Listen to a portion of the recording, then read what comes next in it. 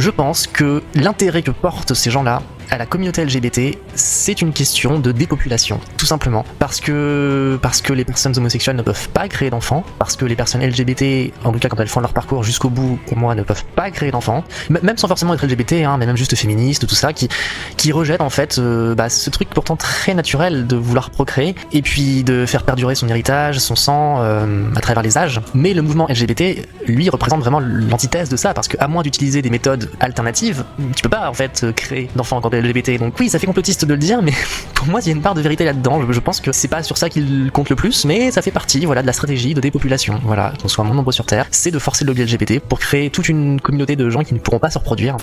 Une nouvelle dinguerie absolue signée l'UE.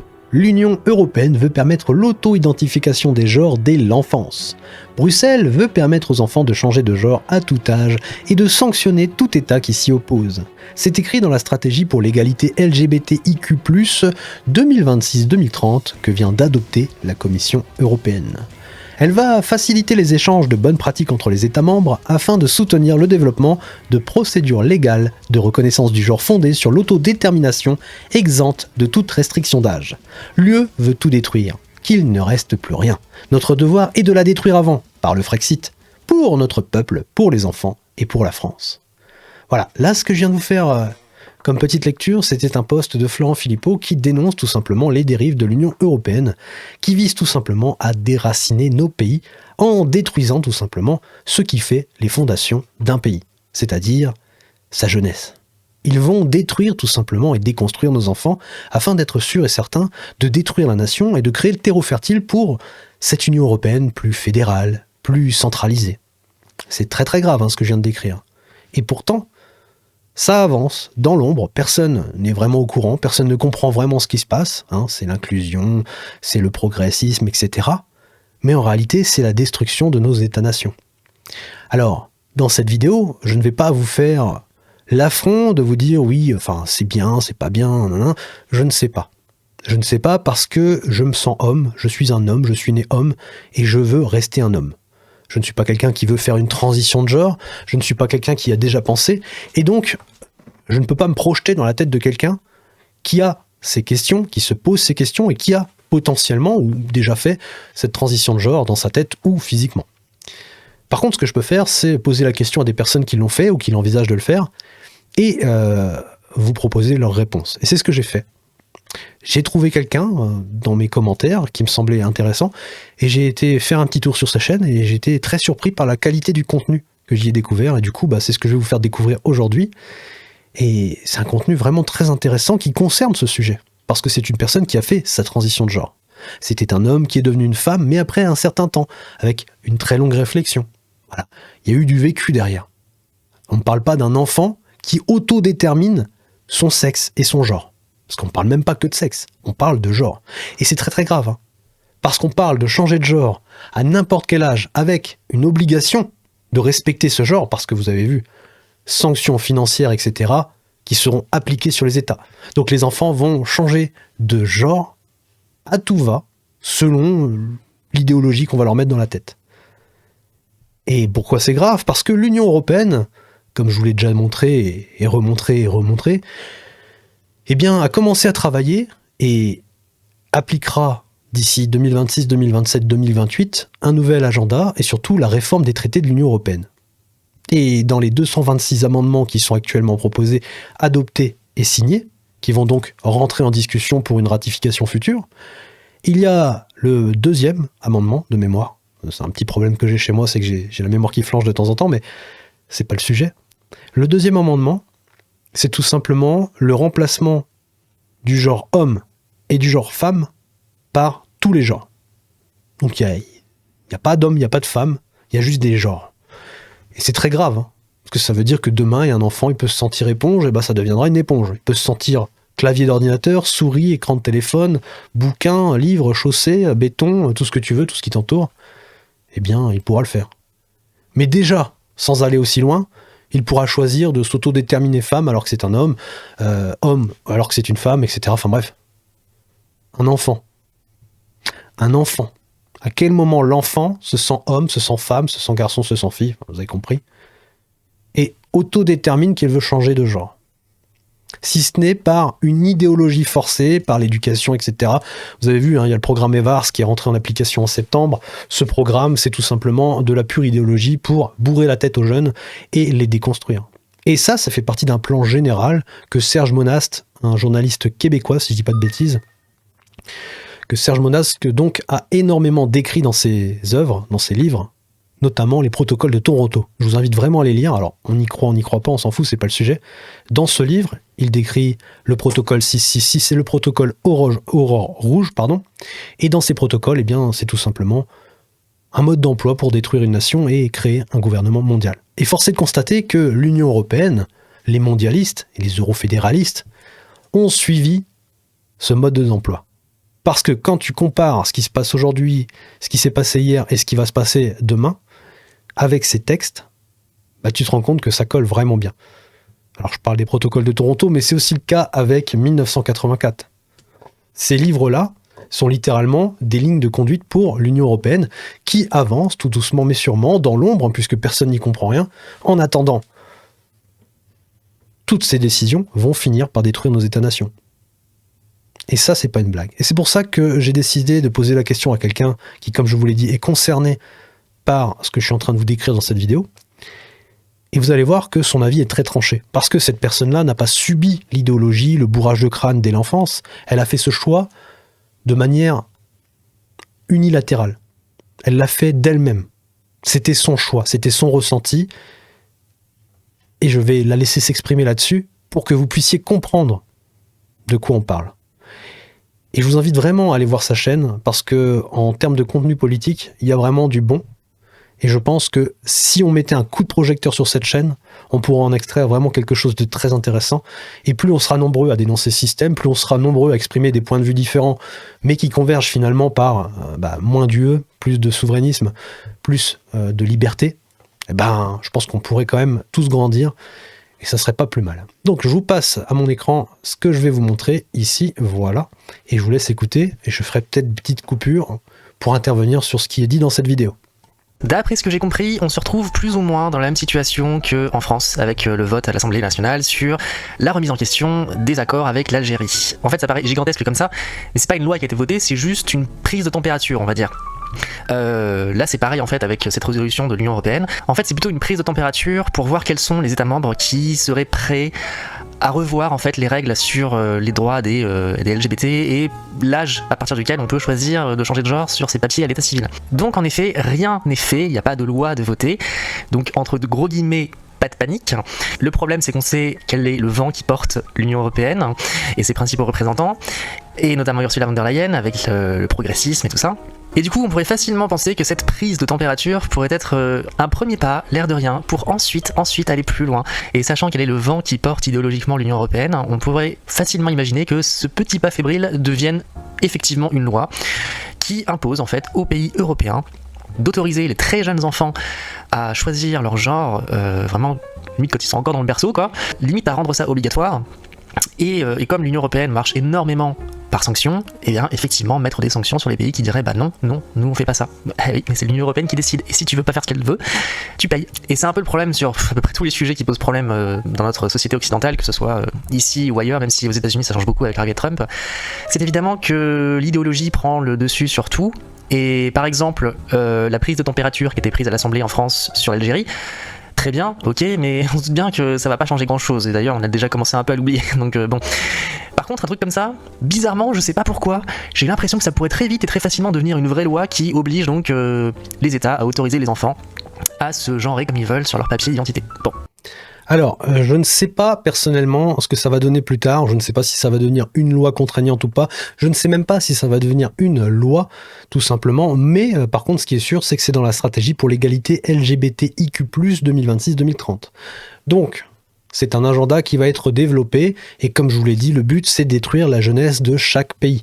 Parce que une jeunesse déracinée, c'est une jeunesse qui ne défendra pas les valeurs de son pays, qui ne défendra pas son héritage, qui ne défendra pas son drapeau, qui ne défendra pas sa patrie, qui ne défendra même pas les gens qui vivent autour. En fait, c'est un petit peu chacun pour soi et tout pour moi. Voilà. En gros, c'est ça. Et on fait en sorte de déconstruire les jeunes pour qu'ils ne sachent même pas qu'ils sont eux-mêmes, qu'ils ne se construisent pas une identité française, puisqu'ils sont nés en France, ils grandissent en France, ils ont une éducation française, bref, ils reçoivent les valeurs de la France. Bah non, ça n'existe plus ça. L'Union européenne veut tout détruire. Et pour ça, eh bien, on commence par déconstruire dès l'enfance l'enfant pour que cet enfant ne se développe pas bien. Et ça, c'est un vrai problème. Est-ce qu'on va aller aussi loin que ça ? Eh bien ça, l'avenir nous le dira. En tout cas, ce que je suis certain, c'est que l'Union européenne n'a pas des bonnes intentions à l'encontre ou à l'envers de nos enfants, et à l'endroit, pardon, de nos enfants et de nos nations. À l'envers, à l'endroit, à l'encontre, on s'en fout. Bref, ils nous veulent du mal, vous l'avez compris. Et c'est très intéressant ce qu'elle vient de dire, mais vous allez voir que ce qu'elle va développer par la suite, ça l'est beaucoup plus. Parce qu'elle va rentrer loin, très très loin dans le détail, et cette vidéo est clairement une masterclass. Écoutez. Et donc, en partant du principe que ça pourrait devenir une loi, je vais répondre à la question que m'a posée la pilule rouge sur quel est mon avis à ce sujet, étant donné que je suis directement concerné. Honnêtement, je pense que j'ai déjà plus ou moins répondu dans ma dernière grosse vidéo sur le sujet que j'avais sortie en décembre 2023 ou janvier 2024, je sais plus quand est-ce que je l'ai sorti cette vidéo, mais sur ma réaction à une interview d'une personne trans qui avait été réalisée par Georges, encore un super youtubeur dont je vous parlerai dans cette vidéo où je vous parlerai de mes influences. Alors c'est une grande vidéo qui m'a permis de découvrir Doté. Et cette grande vidéo, elle est vraiment très intéressante, elle dure une 40aine de minutes, où du coup, on apprend vraiment plein de choses sur Doté, et franchement, c'est incroyable. C'est une masterclass aussi, je vous invite vraiment à aller la regarder. Elle est disponible sur sa deuxième chaîne qu'elle a ouverte il y a quelques jours, donc c'est Doté de Normandie. Et je vous invite vraiment à la regarder. Ça dure une 40aine de minutes, mais franchement, c'est masterclass aussi. Le truc, c'est que tout le monde ne peut pas voir des vidéos qui sont vieilles d'un an ou deux, enfin l'algorithme ne nous la propose plus, et puis si on ne fouille pas, on ne la regarde pas, donc c'est bien de temps en temps de faire des petites piqûres de rappel, et de revenir sur son parcours, etc. Et du coup, c'est l'exercice qu'elle va faire dans cette vidéo. Et c'est pour ça que j'avais proposé à Psyodélique d'analyser cette vidéo aussi, alors je sais pas s'il a eu ma proposition, s'il a même vu mon message, mais sincèrement, je trouve que cette vidéo, elle devrait être vue par beaucoup de monde, parce que le monde... je sais pas comment on appelle ça, des LGBT, etc., mais surtout des personnes qui font la transition de genre. Je suis désolé, je suis vraiment très très nul dans ce domaine, c'est pour ça, justement, encore une fois, que j'ai fait appel à Doté Belmont. Mais c'est vraiment très intéressant d'avoir ce point de vue-là en tant que personne d'extérieur. Moi personnellement, comme je vous l'ai dit, j'ai pas l'intention de faire une transition de genre. Dans mon entourage, c'est pareil, donc c'est un domaine qui nous est étranger. Et avoir un point de vue intérieur, c'est toujours plus éclairant, je pense. Et je trouve que c'est même très enrichissant. Ce sont des questions qui, même si je suis directement concerné, me laissent perplexe. En fait, autant je comprends, enfin je comprends pas, mais oui, c'est logique qu'avec les logiques communautaires, en fait, dans les mouvements LGBT, il y a toute une vague de radicaux, voilà, qui crient, qui chouinent et qui demandent plus de droits, plus de reconnaissance et tout ça contre les discriminations, qui fassent ça dans leur coin. Ça, bon, à la limite, ça a toujours été comme ça pour tous les mouvements communautaires. Et par contre, c'est vrai que j'ai vraiment du mal à comprendre comment des gens de responsabilité, comme par exemple les dirigeants de l'Union européenne, pourquoi ces gens-là apportent un tel intérêt à ce sujet. C'est très étrange, j'ai beaucoup de mal à comprendre. La seule explication que j'ai, c'est la même que celle que j'ai abordée dans ma vidéo de réaction au magazine de Frontières sur les maires collabos. C'est par électoralisme. Voilà, plutôt que de rester ferme sur leurs appuis, sur leurs idées, d'être des garants du bon sens, nos élus, nos élites se disent que là, il y a cette communauté LGBT, ça fait une masse de voix potentielle, et plutôt que de leur dire non, vous avez tort, oui, vous êtes un peu bizarre, et c'est bon, arrêtez de crier, et puis allez faire votre vie, en fait, plutôt que de nous imposer votre folie, préfèrent en fait les caresser l'encens du poil, et du coup... leur donner ce qu'ils veulent, voilà, comme à des enfants. C'est des enfants qui chouinent, qui sont pas contents, ils tapent du poing, et puis plutôt que de leur dire non, ça suffit, et de les aider à grandir en fait en faisant ça. On est dans une société qui est très anti-sanction, il faut tout donner aux enfants, le mythe de l'enfant roi et tout. Sauf que non, ça crée des psychopathes, clairement, mais je pense que maintenant on a toutes les preuves. Donc non, parfois dire non à un enfant capricieux, c'est très bien, ça forme, ça permet d'élever la personne. Je pense qu'elle fait référence à la méthode Montessori, je crois, c'est ça, un truc dans le genre, où tu laisses passer tous les caprices des enfants. Je vois beaucoup de parodies là-dessus, des vidéos un peu trolls, dans le sens où, voilà, mon enfant, il traverse une tempête émotionnelle, il est en train de casser le parquet, là, il est en train de faire des trous dans le mur, mais c'est pas grave, je le laisse faire, ça va lui passer, vous inquiétez pas, il va aller mieux bientôt. Tu vois, ce genre de truc, ça crée des enfants rois, ça fait des enfants qui n'ont aucune règle, qui n'ont aucun respect, qui n'ont aucune valeur, et qui finalement finissent par errer parfois dans les rues, ou insultant les profs, etc. Enfin bref, ça donne une société assez bizarre dans laquelle on vit aujourd'hui, avec des enfants déconstruits qui prennent tout dans la rue. Enfin, là je fais une généralisation, évidemment, vous avez compris ce que je veux dire. Il faut un cadre, il faut des règles, il faut inculquer des valeurs, et aujourd'hui, le système d'éducation nationale ne le fait plus correctement, ne le fait plus même du tout. Il fait tout l'inverse, c'est-à-dire qu'au lieu de construire des enfants qui vont devenir le prochain pilier de la nation, pour pouvoir faire ensuite une nouvelle génération, eh bien ils les déconstruisent pour faire un pilier faible, et génération après génération, eh bien les piliers, les fondations de ce pays vont se fragiliser jusqu'à se détruire. Et le point de vue de l'électorat, c'est un point de vue que j'avais au tout début, d'accord ? Quand j'étais un peu étranger à toutes ces... Alors on va appeler ça des théories du complot, mais quand on dézoome vraiment, c'est-à-dire que la plupart des gens regardent à l'échelle du pays. Ils vont regarder ce qui se passe à la tête du pays, avec notre président, la gouvernance, etc. Et ils vont s'arrêter à ça. Quand tu dézoomes un peu, tu te rends compte que derrière, il y a l'Union européenne, j'arrive plus à parler.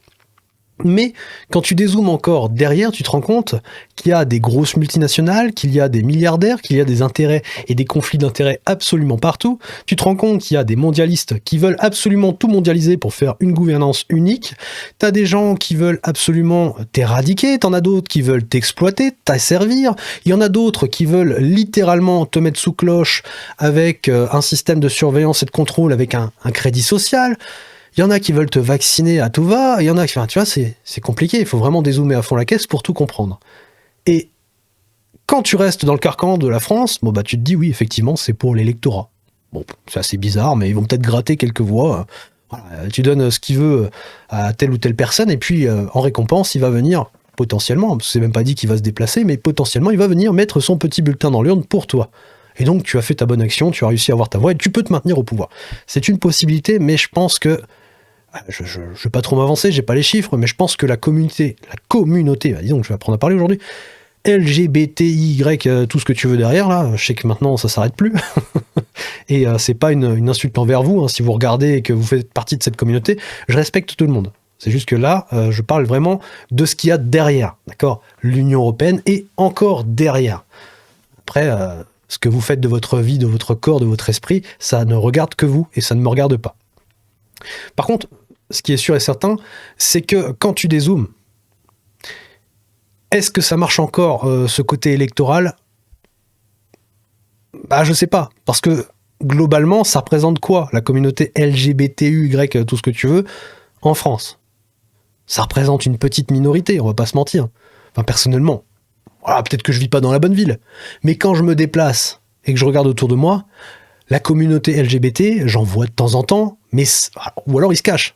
Mais ça se voit pas énormément. Enfin, je veux dire, et même dans mon entourage, et dans l'entourage de mon entourage, très peu de personnes côtoient des LGBT. Ou alors vraiment, ils sont très discrets. Et encore une fois, c'est pas une attaque. Il faut vraiment que vous compreniez que dans cette vidéo, je n'attaque personne. Hein, parce que je sais que ça peut... Enfin, ça part très vite en couille, sur les réseaux sociaux. Et le moindre propos peut être utilisé contre toi, alors que tu n'as absolument pas cette pensée-là. Le truc, c'est que, comme je vous l'ai dit, la communauté, elle doit pas être énorme. Donc, est-ce que c'est vraiment, d'un point de vue électoral, je sais pas. Enfin, du moins, je sais. Mais il doit y avoir un peu de ça, mais vraiment un soupçon. Et saupoudré. La vérité, elle se cache plus loin. Et elle va l'effleurer. Donc, Doté, si tu veux comprendre, je pense que tu l'as déjà lu, mais lis 1984. Ça va déjà éclairer un petit peu sur ce qui arrive autour. Parce qu'évidemment, le contrôle social et tout ce qui arrive, la guerre permanente, les inversions de valeurs, c'est dans ce livre. C'est incroyable. Et sinon, les protocoles de Toronto, déjà, quand on lit ça, on comprend pas mal de choses. Encore une fois, hein, que ça soit vrai ou pas, on s'en fout. C'est vraiment un mode d'emploi pour détruire un État et l'absorber dans une gouvernance mondiale. Et c'est ce qu'on est en train de vivre. 2026, vous allez voir, ça va commencer à se concrétiser. On est en train de le vivre. Donc il faut vraiment pas sous-estimer ces écrits. mais là non, nos élus n'osent pas dire non. Les LGBT s'égosillent, voilà, ils demandent des trucs et puis on leur donne, voilà. Et moi, à part l'électoralisme, je ne vois pas. En tout cas pour les élus de chaque pays en fait qui sont au Parlement européen, qui font leur campagne dans leur pays avec voilà les différentes communautés qui peuvent rapporter des voix et qu'il faut chercher à draguer le plus possible. Donc là évidemment il y a toute une logique électoraliste qui se met en place. Par contre la question se pose par exemple pour Ursula von der Leyen et sa bande qui sont au sommet de l'Europe et qui eux n'ont pas été élus et pourraient rester ad vitam aeternam sur leur siège, voilà, et des personnes non élues qui sont dans leur bureau et qui gèrent tous les pays de l'Europe, comme si en fait on était déjà en fait une Europe fédérale, on y est déjà un peu, même beaucoup, c'est pas officiel mais c'est déjà comme ça, on n'a plus de pouvoir en fait, c'est l'Europe qui décide. Alors ça, je vais faire une petite coupure pour réagir sur ce qu'elle vient de dire. Clairement, oui, on se fédéralise de plus en plus, mais ça va encore accélérer. Alors je vais pas revenir dessus trop loin parce que je l'ai déjà dit plein de fois dans cette vidéo et puis dans d'autres, d'ailleurs en préambule j'ai commencé par ça. L'Union européenne va devenir de plus en plus fédérale, notamment à partir de 2026 parce que les traités vont commencer à être réformés. Ils vont travailler dessus en 2026, donc on ne sait pas à quel moment ça sera ratifié, mais dans tous les cas ils vont travailler dessus. Et donc cette Europe va devenir de plus en plus centralisée. Et ce qui est assez étonnant, c'est qu'ils ont demandé la liste transnationale. C'est-à-dire, en gros, on va pouvoir élire le président ou la présidente de la Commission européenne au niveau européen. Donc en gros, ce ne sera plus des personnes non élues, mais des personnes élues. Alors on peut se dire, chouette, ça sera un petit peu plus démocratique. Ok, mais regardez ce qui s'est passé en Moldavie. Regardez ce qui s'est passé en Roumanie. J'ai fait 2-3 vidéos dessus. Allez les voir, hein, si vous ne les avez pas vues. Vous allez comprendre. C'est trafiqué à fond la caisse. Les urnes ne représente plus visiblement la volonté du peuple. Non, au contraire. Si le peuple s'exprime et juge qu'un candidat doit être placé au pouvoir alors que celui-ci ne correspond pas au système, le système va dire non. On annule ou on recommence. Et vous recommencerez autant de fois que nécessaire jusqu'à ce que le bon candidat passe. Et si vous n'y arrivez pas, eh bien on mettra quelques petits bulletins dans l'urne, on fermera quelques bureaux de vote, on coupera certains accès pour que la diaspora ne vienne pas voter, on trafiquera des machines, etc., etc., etc. Vous avez compris l'idée. Bref, vous n'aurez pas le candidat que vous voulez. Donc, est-ce que c'est une bonne nouvelle, cette fédéralisation forcée et cette centralisation des pouvoirs et ce fait qu'on va devoir voter potentiellement dans quelques années pour le ou la présidente de l'Union européenne? Je suis pas certain. Imaginez un petit peu une nouvelle constitution dans laquelle des anciens présidents auraient le droit de se représenter. Imaginez un petit peu notre cher Emmanuel Macron revenir comme un coq, comme ça, en disant voilà, j'ai fait 2 mandats, j'ai été président de la France, incroyable bilan. Est-ce que vous voulez pas de moi à la tête de l'Union européenne? Imaginez. Et ben ça, c'est une possibilité aussi. Alors certes, actuellement, c'est compliqué, mais imaginez quand ils vont réformer ce qu'ils peuvent mettre dans les textes. Sans notre consentement, hein, tout se fait ailleurs, hein, tout se fait à Bruxelles, hein, tout se fait là-haut. Nous, on n'a aucun pouvoir sur ce qui se passe. Donc après, oui, ils peuvent imposer à des États, de toute façon ça deviendra des régions, donc ils pourront imposer à nos régions, qui auront du talent, eh bien, de laisser les enfants choisir leur orientation de genre à tout âge, et de changer de sexe, et ci, et ça, enfin voilà, tu vois. Comme ça, ils seront sûrs qu'il n'y aura plus de retour en arrière possible. Ou alors, ça s'arrêtera, ces conneries. Ou alors, une fois qu'ils auront vraiment réussi à atteindre leur objectif, ça s'arrêtera. Et donc on reconstruira une Europe à leur image avec l'orientation, le dirigisme économique, etc. qu'on leur connaît aujourd'hui, même si c'est pas de manière officielle. Voilà, ils essaient d'orienter l'économie. Ça n'a pas marché avec les voitures électriques, encore que c'était peut-être une volonté pour créer une nouvelle filière plus tard, j'en sais rien. Je ne sais pas ce qu'ils ont dans leur tête, faut bien comprendre ça. Je ne sais pas ce qu'ils projettent. On voit ce qu'ils sont en train de faire, mais on ne sait pas où ça va nous mener. À quel niveau ça va nous mener? À quel niveau de profondeur des abysses on va aller avant de revoir la lumière? Je ne sais pas. Ce qui est sûr et certain, c'est qu'effectivement, on a des gens non élus qui décident de tout pour nous et qui sont capables de toutes les folies pour atteindre leur objectif. Et donc, potentiellement, cette nouvelle direction de genre, bah c'est peut-être, ça sert peut-être leur plan en fait. Et du coup, vu que Von der Leyen est déjà en place, elle n'a pas besoin en fait de jouer sur l'électoralisme. Donc pourquoi en fait? Alors ça fait très complotiste de dire ça, mais c'est vrai que dans les faits, on est très nombreux, voire peut-être trop nombreux sur Terre. Est-ce qu'on a besoin d'être aussi nombreux? Est-ce que c'est sain d'être aussi nombreux? Je sais pas, je me pose des questions, j'ai l'impression que ça pose juste plus de problèmes qu'autre chose. Vous savez que moi, ma ligne de pensée, c'est plutôt le bon sens. J'essaie au maximum de faire preuve de bon sens dans cette espèce de gros chaos.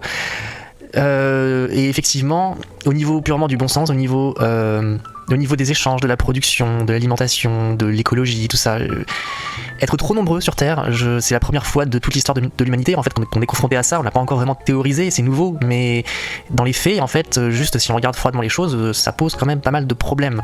Alors vous le savez, j'en ai parlé dans la vidéo sur le défi de Dieu. Moi j'ai l'esprit tourné vers l'espace pour l'avenir, donc moi ça me dérangerait pas du tout. Je trouverais ça assez génial en fait, voilà, de pouvoir, comme le voudrait Elon Musk, aller coloniser d'autres planètes. Je vois pas vraiment le problème. Je sais qu'il y a pas mal de gens, même des gens à droite et tout, qui critiquent ça et tout. Je vois pas quel serait le problème. Les planètes sont vides, y a rien. Elles ne demandent qu'à être utiles, j'imagine. Elles sont toutes seules à tourner autour du soleil. Bon, bah peut-être qu'on pourrait s'y installer et puis découvrir de nouvelles choses et puis s'y développer. Et là, du coup, une partie de la population de la Terre pourrait aller voilà, sur d'autres planètes, et puis petit à petit, puis après on colonise tout, et puis après on vit dans Star Wars et c'est génial. Mais pour l'instant, on n'y est pas. Et du coup, je pense que l'intérêt que portent ces gens-là à la communauté LGBT, c'est une question de dépopulation, tout simplement. Parce que les personnes homosexuelles ne peuvent pas créer d'enfants, parce que les personnes LGBT, en tout cas quand elles font leur parcours jusqu'au bout, comme moi, ne peuvent pas créer d'enfants. Et donc c'est une solution, disons, de facilité, on va dire, pour régler le problème. De créer toute une génération comme ça qui, même sans forcément être LGBT, hein, mais même juste féministe, tout ça, qui rejette en fait ce truc pourtant très naturel de vouloir procréer et puis de faire perdurer son héritage, son sang à travers les âges. Mais le mouvement LGBT, lui, représente vraiment l'antithèse de ça, parce qu'à moins d'utiliser des méthodes alternatives, tu peux pas en fait créer d'enfants quand t'es LGBT. Donc oui, ça fait complotiste de le dire, mais pour moi, il y a une part de vérité là-dedans. Je pense que c'est pas sur ça qu'il compte le plus, mais ça fait partie, voilà, de la stratégie de dépopulation. Voilà, qu'on soit moins nombreux sur Terre, c'est de forcer le lobby LGBT pour créer toute une communauté de gens qui ne pourront pas se reproduire, et donc ralentir la démographie mondiale, sachant que comme pour d'autres sujets, hein, comme l'écologie, ça n'a pas de sens, vu que dans d'autres pays, notamment en Afrique, c'est exponentiel, ils produisent énormément d'enfants. Donc c'est un peu comme l'écologie en fait en France, on veut à tout prix être les meilleurs en écologie, sauf que la part de la France dans la pollution mondiale, c'est ridicule. C'est pas parce que le petit pays de la France va devenir complètement propre que le monde va être complètement propre, d'accord? Et là c'est pareil.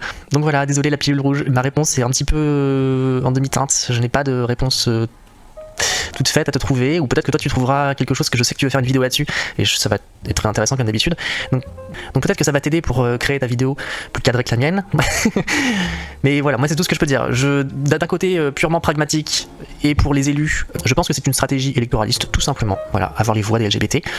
Et pour ceux non élus comme Ursula von der Leyen, je pense qu'il y a aussi une part de stratégie en sous-main de dépopulation, voilà. Alors, on va faire une petite pause ici parce que j'ai beaucoup de choses à dire et j'ai oublié de prendre des notes. J'ai un stylo, j'ai une feuille, j'ai écouté religieusement et du coup, j'ai pas pris de notes. C'est un petit peu con parce que j'aurais pu rebondir sur tous les points. Dans tous les cas, vous avez compris pourquoi je vous montre cette personne. Elle a des choses très intéressantes à dire et un raisonnement à double étage avec des petits tiroirs comme ça. Et effectivement, c'est très intéressant à écouter et je pense vraiment qu'on doit lui donner un petit coup de projecteur. C'est Doté Belmont et Doté de Normandie. Allez vous abonner à ses chaînes, mettez-lui des petits pouces, des commentaires, activez les cloches. Bref, faites en sorte de l'élever parce que je pense que vous n'allez pas être déçu par son contenu. Alors, au début, elle parle de trop de monde sur Terre. Elle dit clairement, c'est la première fois qu'on est aussi nombreux. Alors c'est sûr que dans un monde où chaque année la population augmente, chaque année c'est la première fois où on est aussi nombreux. Pour autant, sommes-nous tellement nombreux que la Terre est sur le point de s'écrouler sur son propre poids? Je ne pense pas. Si on regroupe toute la masse mondiale d'êtres humains qui composent cette planète, en un même point, ça représente pas grand-chose. Par contre, en termes de ressources consommées, c'est énorme parce qu'on est dans un marché d'hyperconsommation, tout est fait pour consommer, donc il faut des matières premières, etc. Du coup, il y a des guerres de matières premières absolument partout, ce qui fait quand même marcher l'industrie de l'armement, donc forcément, ça enrichit des personnes, donc c'est quand même pas mal. Et puis, potentiellement, plus la population évolue, plus on peut en dézinguer, plus on peut faire de l'armement, donc c'est aussi quelque chose de sympathique pour eux. Derrière ça, elle parle aussi de Mars, d'Elon Musk, enfin Mars, des autres planètes en fait. L'avenir serait dans l'espace. C'est vrai que j'y ai cru pendant très très longtemps. Alors, vous allez me dire que j'ai arrêté de rêver, mais Mais personnellement, j'ai arrêté de croire que l'être humain allait finir sa vie dans l'espace. J'ai arrêté d'y croire depuis un petit moment. Je pense plutôt que ce sera des machines qui seront envoyées dans l'espace. Peut-être que l'être humain arrivera à conquérir son système solaire. Et ça sera très difficile, mais peut-être qu'il pourra y arriver. Mais je pense sincèrement que l'avenir de l'être humain, ce sera des machines dans l'espace. Il n'y a qu'à regarder ce qui se passe sur Terre actuellement, voir l'évolution de la robotique, surtout la robotique humanoïde, l'intelligence artificielle et tout ce qui gravite autour. On comprend bien qu'il y a une avancée extraordinaire là-dedans et que ça va servir à quelque chose. Alors, on nous vend ça comme pour nous assister dans notre quotidien. Vous avez vu ces belles machines qui font le ménage, etc. Alors certes, ça servira à faire le ménage au début, mais potentiellement après, ce sera pour faire la guerre. Ce sera pour faire régner l'ordre. Regardez des films comme Chappie, par exemple. Chappie, c'est un très bon film qui t'alerte sur les dérives que peut avoir la robotique. Regardez Elysium. La robotique est utilisée partout pour contrôler les êtres humains. D'ailleurs, les êtres humains, les milliardaires qui sont à la tête des multinationales qui contrôlent le monde dans Elysium, sont assistés par des robots tueurs. Littéralement, les robots, ils sont armés jusqu'aux dents, ils sont bien plus efficaces que des êtres humains. Et si tu te confrontes à eux, tu vas finir en petites pièces détachées. Regardez d'autres films comme iRobot. C'est des vieux films, certes, mais c'est des films qui sont quand même assez éveillants sur ce qui pourrait se passer en termes de dérive. Bon, le plus connu, ça reste encore Terminator, mais on n'en est pas encore à la prise de conscience de l'IA et à son retournement contre l'être humain. Là, je parle vraiment actuellement de la volonté des personnes qui développent ça. Nous sommes trop sur Terre, ok, parce qu'on consomme des ressources. Donc on va réduire la population et on va la contrôler. Et on va remplacer les êtres humains qui sont actuellement essentiels mais remplaçables par des machines qui seront bien plus compétentes, qui pourront fonctionner jour et nuit, qui répondront à nos ordres, qui seront reprogrammables, qui n'auront aucun besoin, si ce n'est de l'énergie, etc., etc., etc. Donc on a une vraie culture de l'extermination de la population humaine. Regardez ce qui se passe. Là, par exemple, elle te parle des hommes et des femmes qui ont fait une transition de genre. Donc c'est des personnes qui ne pourront plus se reproduire. Elles seront condamnées à vivre là jusqu'à la fin de leur jour sans pouvoir donner naissance. Pourront adopter, mais c'est pas pareil. Donc déjà, tu réduis un petit peu le champ des possibles en termes de population, de repopulation via des personnes qui auront fait cette transition de genre. Mais il y a aussi tellement de choses. Je vous ai dit, je suis en train de faire un espèce de je sais même pas comment on peut appeler ça, un brouillon, tout simplement, pour écrire un livre sur lequel je vais revenir sur pas mal de choses qui ont été divulguées dans le passé par des personnalités très importantes, notamment, par exemple, je vais citer au hasard, Claire Sévrac. Claire Sévrac, avec les chemtrails et tout ce qu'on nous pulvérise sur la gueule. Le fait qu'on est en train d'organiser la famine au niveau mondial, qu'on est en train de faire disparaître des cheptels complets, qu'on est en train de nous mettre de la vaccination ARN messager absolument partout, jusque dans notre nourriture, jusqu'au fil dentaire. Il y en aura partout. Partout, partout. On est en train de faire en sorte que la culture ne pousse plus si tu n'as pas des graines qui sont prévues pour pousser. Les autres ne pousseront plus. Les aliments poussent, mais ils sont pauvres en nutriments. Il y a même des antinutriments qui vont t'agresser, qui vont pourrir ton corps de l'intérieur. Il y a des aliments qui sont du coup avec ARN messager partout, qui vont pouvoir te vacciner en mangeant. Il y a aussi des campagnes de vaccination obligatoires qu'on essaie d'imposer. Alors pour l'instant, elles ne le sont pas, mais elles vont le devenir, d'une manière ou d'une autre. C'est-à-dire de manière officielle ou de manière officieuse, comme ça a été le cas pendant la pandémie de 2020. Avec ces fameux passes vaccinales qui sont très contraignants. Et donc si tu ne te fais pas vacciner, tu peux plus te déplacer, tu peux plus travailler, tu peux plus rien faire. Donc finalement, pic et vas-y mon coco. Sauf que derrière, ta protéine spike, c'est la même que pour le corps. Et finalement, tu finis par développer des pathologies qui finissent par te tuer. Derrière, il y a l'euthanasie qui arrive, cette fameuse loi qui va permettre à des gens qui sont atteintes de pathologies chroniques, etc., de se sauter la vie. J'essaie de pas dire certains termes parce que je sais qu'il y a des termes très spécifiques qui sautent sur YouTube. Mais globalement, vous avez compris. On est en train d'organiser une épuration à échelle mondiale d'une partie de la population. Et on va la remplacer tout doucement par des machines. Des trucs qui sont automatisés. Je sais pas si vous vous rendez compte du monde dans lequel on est en train de se diriger, mais c'est très très violent. Et le fait de déconstruire les enfants, ça en fait partie. C'est très complotiste ce que je viens de dire. Mais il y a beaucoup de choses qui font qu'on est en train de crever. Vraiment, il y a beaucoup de gens qui meurent pour rien. Et ça fait peur. Et d'ailleurs, on est en train de détruire les hôpitaux pour que les gens ne puissent plus soigner, en fait. On est en train de les forcer à crever parce qu'ils n'ont pas le choix. Il n'y a plus de médecins, les hôpitaux sont pourris, t'es obligé d'être riche, t'expatrier pour pouvoir te soigner. Est-ce que vous comprenez pourquoi je pense tout ça? Il y a un moment donné, un problème, c'est un problème. 10 problèmes, c'est 10 problèmes. Mais quand tu as des milliers de problèmes qui s'alignent dans la même direction, ça devient une espèce d'évidence, en fait. Ça crée un plan. Tu relis des points et tu vois où ça te mène. Et j'ai pas trop envie de voir ce qu'il y a au dernier point. Le dernier point de cette grande ligne, à mon avis, c'est pas beau à voir. À méditer. Je terminerai juste par dire que je vais peut-être faire une vidéo un peu personnelle sur tous ces sujets-là, parce que c'est vrai que depuis ma vidéo sur la réaction à une interview trans, j'ai plus beaucoup parlé du sujet, et j'avais dit d'ailleurs à la fin de cette vidéo que j'avais supprimé tout ce que j'avais fait en 2020. J'avais fait toute une série de vidéos qui retraçaient tout mon parcours, sauf que j'étais encore, même si je tenais déjà un discours un peu à part de la communauté LGBT, mais j'étais encore très naïf, très mièvre sur certains points de mon parcours. Donc j'ai tout supprimé et je m'efforce de ne plus aborder le sujet parce que je veux pas faire de la pub pour ça en fait. Parce que, comme je le disais dans cette vidéo, il y a strictement rien à retirer en fait de la transidentité, ça n'est pas intéressant. Enfin, c'est intéressant pour soi quand on le fait, si vraiment c'est quelque chose qui nous appartient, qu'on ressent.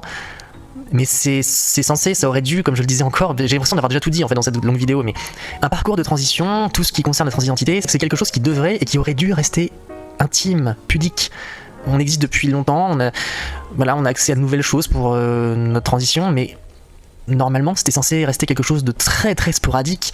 Ça n'aurait jamais dû prendre une telle ampleur, parce qu'encore une fois, la transidentité, ça n'apporte strictement rien au monde, absolument rien. Ça n'est pas glorieux, ça n'est pas une fierté, ça n'est pas intéressant. Quand je vois qu'il y a des étudiants... À part peut-être de l'argent, pour tous ceux qui sont derrière. De l'argent et puis un intérêt de dépopulation à long terme, évidemment, ça se fait pas comme ça en un claquement de doigts, mais c'est vrai qu'il y a aussi un business autour de ça, c'est vrai qu'on n'en parle pas, mais ça doit rapporter quand même beaucoup d'argent, ne serait-ce que la transition de genre, le changement de sexe, c'est de l'argent public en plus dans certains pays, notamment la France, qui est utilisé pour financer ça, et après c'est des traitements à vie, donc ça coûte extrêmement cher. Encore une fois, on te transforme en produit de l'industrie pharmaceutique, et on t'y rend dépendant jusqu'à la fin de tes jours, jusqu'à ce que tu meurs. C'est quand même fou. Et pourtant, c'est un constat simple, évident même. Ça rapporte de l'argent. À qui profite le crime ? En sociologie, font leur thèse sur des études du genre et tout ça, tu dis mais de quoi vous parlez quoi ? Ça n'est absolument pas intéressant. Moi, parmi les seules choses que j'ai apprises au niveau collectif, au niveau citoyen, grâce à ma transition, c'est notamment la place des femmes dans l'espace public, dans la rue. Parce qu'à partir du moment où tu es perçu comme une femme dans la rue, le regard de certains passants change complètement. Et c'est une réalité. Moi, j'ai grandi jusqu'à mes 25 ans en tant que garçon, et même si j'étais déjà assez sensible à pas mal de ces sujets-là, vraiment, le fait de traverser le miroir, on va dire, et de me retrouver dans la rue en tant que femme, même si je ne suis pas une femme, je suis une femme trans, qu'on soit bien d'accord, je le maintiens, j'ai vraiment compris ce que c'est au niveau vraiment à l'intérieur du corps, des émotions, les regards, les réflexions et tout. Donc ça c'est un vrai apport collectif à la société que je peux partager. C'est quelque chose que j'ai appris, que je n'aurais jamais pu pleinement percevoir sans ma transition. Et c'est exactement pour ça que je suis en train de vous montrer cette vidéo et que je vous invite vraiment à aller faire un tour sur cette chaîne. Donnez-lui de la force, parce que je pense que si cette personne n'a pas la force suffisante, on ne verra jamais le potentiel qu'elle a en elle. D'accord ? Tout ce qu'elle peut transmettre aux autres, elle ne le fera pas. Parce qu'au bout d'un moment, je vous le dis clairement, personnellement, ça m'arrive aussi, j'ai failli abandonner, au bout d'un moment, tu passes à autre chose. Quand personne ne veut t'écouter, tu vas pas parler dans le vide pendant 200 000 ans. Alors des fois, il y a des gens qui veulent t'écouter. La preuve, ça fait 2 ans et demi que je me bats sur YouTube pour avoir un public. D'accord, je m'exprime, je fais des vidéos, je les tourne en boucle, etc.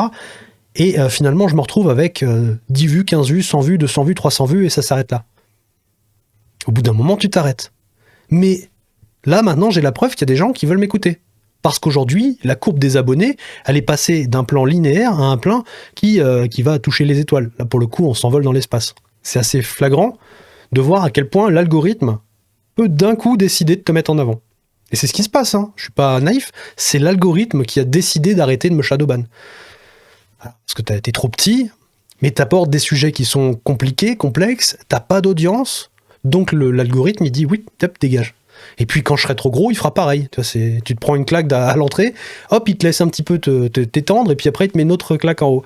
Mais ce que je veux dire, c'est vraiment donnez-lui de la force, parce que ce qu'elle dit, c'est très très important, c'est très intéressant d'avoir un point de vue de quelqu'un qui a pris le temps, mûrement réfléchi, de faire cette transition, et ensuite de revenir dessus pour partager son expérience, et expliquer que ce qui se passe à l'école, c'est pas normal. L'éducation nationale, l'État n'a pas à mettre son nez dans votre orientation de genre. Et dans ce qui se passe sous votre pantalon. Enfin, je veux dire, il y a un moment donné, c'est quand même fou. Et ça passe tranquille. Je veux dire, oui, mais c'est de l'inclusion, c'est c'est la tolérance, etc. Faut apprendre les bonnes manières, la sexualité, trucs machin bidule aux enfants, donc ça passe aussi par le genre. Ouais, enfin bon, lui couper la caquette ou lui faire un vagin, c'est quand même, c'est fort, hein. Enfin, je veux dire, ça peut tout détruire là-dedans, tu vois. Parce que le gamin, il n'est pas construit, il n'a pas vécu en tant qu'homme s'il est né homme et en tant que femme s'il est né femme, et potentiellement, dans quelques années, il va pouvoir regretter, tu vois. Il va y avoir un truc là-dedans, et je crois même qu'il y a des vagues de personnes qui se ôtent la vie parce que finalement, elles regrettent. Et j'ai vu des images, c'est littéralement de la mutilation parfois. Donc, voilà, c'est un sujet que je maîtrise pas trop, donc je m'étale pas trop là-dessus. Mais quand même, faut le prendre au sérieux, hein. Aussi, le fait que ceux qui sont lourds dans la rue, ceux qui disent des mots, qui regardent, qui suivent littéralement, qui te suivent dans la rue, tu entends leurs pas dans ton dos, ce sont toujours les mêmes. Et ça a été un truc très important. Ça, c'est vraiment un truc très important dans mon passage, on va dire, de gauche à droite, même si j'ai pas vraiment l'impression d'être de droite, j'ai plutôt l'impression d'être d'une gauche du bon sens, un peu comme Onfray, enfin, même si je suis pas tout d'accord avec tout ce que dit Onfray, mais enfin, vous voyez un peu l'idée, quoi. En 2020, je commençais déjà à ouvrir les yeux sur pas mal de sujets, mais c'est vrai que quand j'ai commencé à voir dans la rue qui m'arrêtait pour me demander mon numéro de téléphone, qui me regardait dans le bus avec un regard assistant, qui me suivait dans la rue, c'était toujours les mêmes. Je suis désolé, mais c'est comme ça, en fait, c'est toujours les mêmes. Les petits Français de souche, ils sont très timides, ils disent rien, ils sont très polis, très gentils, hein. Mais justement, ils ont été bien éduqués parce que, encore une fois, on va pas revenir sur l'immigration à chaque fois, mais j'aimerais bien quand même savoir quel est l'état de la France au niveau social, au niveau économique, au niveau sécuritaire, enfin sur tous les sujets, sans l'immigration, juste avec les Français qui, eux, ont été bien éduqués, qui ont vraiment changé leur vision des choses. Parce que moi, franchement, j'ai jamais été embêté par un Français autochtone. Alors attention, pas d'amalgame ici. Là, on parle bien de l'immigration qui arrive littéralement sur nos terres pour profiter de nos terres et de notre système. On parle pas de ceux qui arrivent avec des compétences, qui s'intègrent, qui vivent parfaitement en harmonie avec nous, qui apportent de la valeur au pays, etc. Pas d'amalgame, hein, d'accord ? Il faut bien comprendre qu'on parle bien d'une communauté de personnes qui arrivent ici, qui n'ont aucun respect, qui exploitent, qui profitent, et qui, demain, un jour où ça s'arrêtera, partiront là où le soleil brillera. Et quand on vend ça comme une chance pour la France, bon. Alors, quand je tiens des propos comme ça, ou quand Doté tient des propos comme ça, pour certaines personnes, ça peut paraître raciste. Là encore, c'est un peu abusé de tout remettre sur la couleur de peau, etc. Ça n'a rien à voir. Ni même sur l'origine, l'ethnie, la religion, etc.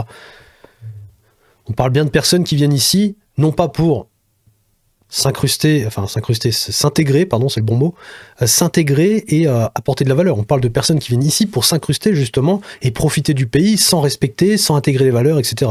Voilà. Bien comprendre la cible. Jamais. Et les rares fois où j'ai senti dans un regard qu'un Français autochtone était, qui m'aurait bien aimé me parler, il me parlait pas. Il rougissait, il y a un petit regard timide, et puis c'est tout, quoi. Enfin. En même temps, on a tellement mis de culpabilité sur les gens qui se parlent entre eux dans la rue. Enfin, je veux dire, je suis un homme, hein, d'accord ? J'ai été quelques années célibataire. Jamais de la vie, j'aurais abordé une femme dans la rue. À cause de tout ce bordel. Parce que tu abordes quelqu'un dans la rue, j'en ai vu quelques vidéos sur X passer comme ça, tu abordes une femme dans la rue, tu te fais remballer. Tu passes pour un psychopathe, un pervers, ou je sais pas quoi d'autre. On t'envoie chier, littéralement. Ou on ne parle pas, on t'ignore. On te regarde bizarrement, wesh, qu'est-ce que t'as, tu vois ? Alors qu'à une certaine époque, c'était normal de faire ça. Enfin, je veux dire, à l'époque, il n'y avait pas de réseaux sociaux. Il n'y avait pas le téléphone, il n'y avait pas les SMS. Tu rencontrais les gens en physique, dans la rue, dans les cafés, au travail, enfin bref, n'importe où, mais tu les rencontrais, tu parlais, tu dialoguais. Tu avais des balles, tu avais des... Enfin, tous ces événements qui te permettaient de rencontrer des gens. Aujourd'hui, c'est fini tout ça. Aujourd'hui, c'est Internet, c'est les réseaux. Sauf qu'Internet et les réseaux, ça apporte pas que du bon aussi de temps en temps. Quand tu veux rencontrer quelqu'un, déjà, tu passes par quoi ? Les sites de rencontres. Il y a 80% de bots là-dessus, donc tu parles à des robots. Le reste du temps, tu parles à des personnes qui n'en ont rien à faire, ou qui ne cherchent pas les mêmes choses que toi. Enfin bref, ça devient compliqué de rencontrer des gens, là aussi. C'est peut-être aussi pour ça que les courbes démographiques, elles se cassent un petit peu la tronche. Ouais, dans tous les cas, c'est compliqué. Je comprends qu'il y a des Français qui n'abordent plus personne, même s'ils trouvent quelqu'un de séduisant. Hein. Tu es dans le bus, tu vois quelqu'un qui te plaît, bon bah tu la regardes, tu fais un petit clin d'œil ou un petit regard, et puis ou encore des fois t'oses même pas, et puis tu traces ta route en te disant putain, j'aurais bien aimé lui parler, mais comment elle aurait réagi? Est-ce qu'elle m'aurait pas insulté dans le bus et elle m'aurait pas affiché devant tout le monde, tu vois, ouais, on a mis ça dans la tête des gens, on a mis un virus dans la tête des gens, malheureusement. Et à chaque fois que quelqu'un m'a arrêté, m'a suivi ou fait des gestes ou n'importe quoi, c'est toujours les mêmes. Tout le monde sait. Et c'est vraiment cette expérience qui a commencé à me faire voir derrière le voile en fait, et à m'intéresser à ces sujets-là, et à me rendre compte qu'en fait tous mes idéaux ultra-gauchistes d'avant ne tenaient pas la route. Et donc après avoir ressenti dans les tripes ces expériences, ces émotions, je me suis dit mais en fait, donc ça c'était faux. Cette idéologie sur laquelle je me reposais depuis mon adolescence, où j'étais vraiment très à gauche, c'était faux. Mais alors quoi d'autre était faux? Et là c'est l'engrenage, parce que là du coup tu te mets à chercher en fait d'autres témoignages, d'autres vécus, d'autres personnes, et notamment des gens de droite, voire d'extrême droite, et là tu te rends compte qu'en fait tout se rejoint, et qu'il y a un énorme travail de propagande dès l'enfance sur des sujets qui sont pourtant extrêmement importants. Je vois pas en fait qu'est-ce qu'il y a de plus important que notamment la sécurité quand tu marches dans la rue, et qu'est-ce qui est plus dramatique que de savoir en fait d'où vient une partie de cette insécurité, surtout qu'aujourd'hui c'est chiffré, et de ne rien faire. Alors qu'on sait, tout le monde sait. Donc voilà. Alors doter l'immigration, ça sert à plein de choses. J'ai pas la prétention de tout savoir, mais pour moi, dans le monde qui vient, l'immigration, ça va servir de prétexte. Là, on te le vend comme une chance parce que la démographie, elle chute, etc. Alors qu'ils sont en train d'organiser la chute de la démographie. Ils sont en train de tuer les gens. Là, je pèse mes mots quand je dis ça. Hein. C'est un massacre. Ils sont en train de flinguer à tour de bras des gens. Donc l'immigration, pour l'instant, c'est juste histoire de faire monter la sauce, de diviser encore plus les populations, de faire en sorte que les gens ne regardent pas là où il faut, c'est-à-dire Bruxelles et au-dessus, les mondialistes qui pilotent tout ça. Et puis un jour, l'immigration, par exemple, exemple tout simple, tout bête, regarde ce qui se passe en Angleterre, au Royaume-Uni. Là-bas, ils ont instauré, alors c'est Keir Starmer qui a instauré l'obligation d'avoir l'identité numérique pour pouvoir travailler, et l'argument, c'est tout simplement de pouvoir réguler le marché du travail parce qu'il y a trop d'immigration. Donc, en faisant ça, eh bien, on peut contrôler qui est là légalement, qui est immigré, etc. Et voilà. C'est tout simplement un argument pour imposer un agenda. Là-bas, c'était l'identité numérique. Ici, ça sera peut-être le contrôle. Tu sais, les caméras partout, reconnaissance faciale algorithmique, la répression armée, ou j'en sais rien, tu sais. Je vois pas dans l'avenir. Mais c'est des narratifs qui vont pouvoir servir l'État et le pouvoir, d'accord ? Ça va leur permettre de faire avancer leurs agendas. Donc pour l'instant, on en fait venir à tour de bras. C'est comme la drogue. Hein. Tu regardes ici, chez nous, hein, les psychotropes, les substances qui sont interdites, eh bien, celle-ci, elle tourne à tour de bras. On est devenu une plaque tournante. Et ça sert quoi ? Ça sert, encore une fois, à diviser les populations. Ça sert à les rendre un petit peu... Parce que mine de rien, quand tu consommes ça tous les jours, hein, c'est du temps de cerveau que tu n'as pas pour t'intéresser à ce qui se passe en haut.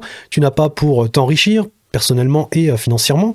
Enfin, tout ça, ça déconstruit la société. Ça détruit des gens. Et par la suite... eh bien, ça permettra encore une fois d'adopter des mesures complètement délirantes. Là, par exemple, il y a Barrault qui parle de faire je sais plus quoi, enfin des trucs à la con. Et ça va leur faire avancer leurs agendas.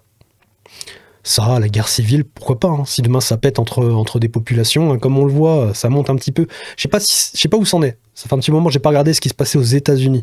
Mais après Charlie Kirk et Irina Zalochka, on a bien vu qu'il y a eu une montée dans la tension raciale qu'il y avait là-bas et le clivage entre les blancs et les noirs, et ça commence à monter fort. Et il y a un moment donné où ça risque de péter là-bas. Et si ça pète là-bas, ça risque de péter un petit peu partout.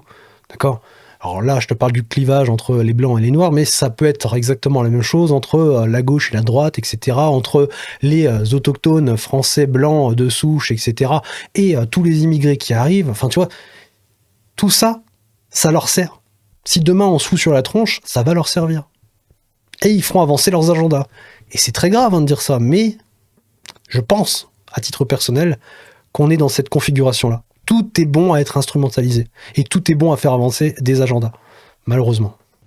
Voilà. Donc ça, c'est quelque chose que j'ai appris grâce à ma transition. Après, est-ce qu'on a besoin d'avoir des millions de personnes trans pour passer le message ? Je crois pas, et je suis même pas sûr qu'on ait besoin d'une seule personne trans pour passer le message. Il suffit d'écouter les femmes, en fait. Hein. De toute façon, j'en parlerai peut-être dans une autre vidéo, parce que j'étais extrêmement touché par le témoignage de la mère de Mathis là ce week-end, et c'est ce que j'ai dit à ma mère quand on regardait le reportage avec son témoignage. C'est quelque chose dont j'avais déjà un sentiment très fort par rapport à ça, et j'en suis persuadé, ça vaut aussi pour la mère de Lola. Ce sont les femmes qui vont changer les choses avec leur témoignage, mais par contre il faut qu'elles parlent, c'est très important. Mais c'est bien, la mère de Lola, la mère de Mathis, elle s'exprime, elle. La femme aussi du policier, Madame Comines, qui elle aussi s'exprimait.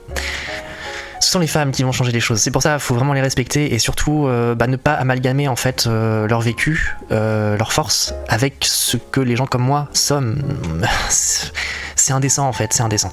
Mais il n'empêche que, effectivement, dans mon parcours à moi, le mien, c'est pas une généralité et j'en suis très déçu. C'est le fait d'avoir transitionné qui m'a fait revenir vers le bon sens et être là où j'en suis aujourd'hui au niveau de ma pensée politique, civilisationnelle.